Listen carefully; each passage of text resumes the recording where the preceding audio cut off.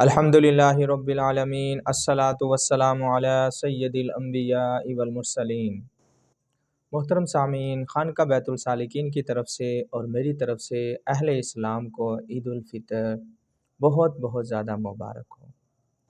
محترم سامعین، الحمدللہ، شکر الحمدللہ، اللہ تعالیٰ نے ہمیں رمضان المبارک کا بابرکت مہینہ عطا فرمایا۔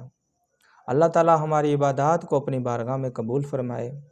اور محترم سامعین، کل عید الفطر کا دن ہے اور اللہ تعالیٰ کی طرف سے عام معافی کا اعلان ہوگا انشاءاللہ تعالیٰ۔ تو اس میں ہم نے کرنا کیا ہے؟ سب بھائیوں نے آپس میں ایک دوسرے کو معاف کر دینا ہے، رشتہ داروں نے آپس میں ایک دوسرے کو معاف کر لینا ہے، ہمسایوں نے آپس میں ایک دوسرے کو معاف کر دینا ہے۔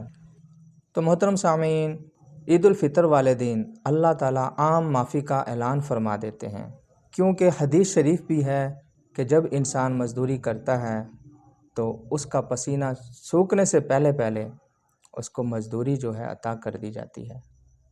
تو اسی طرح رمضان شریف کا بھی اسی طرح ہے، جب ہم روزہ رکھتے ہیں تو اللہ تعالیٰ عید والے دن ہمیں اس کا اجر عطا فرما دیتے ہیں، تو وہ ایک عام معافی کی صورت میں ہوتا ہے۔ تو یہ الحمدللہ ہمارے لیے بہت بڑی اور بہت ہی بڑی خوشی کا وقت ہوتا ہے اس وقت۔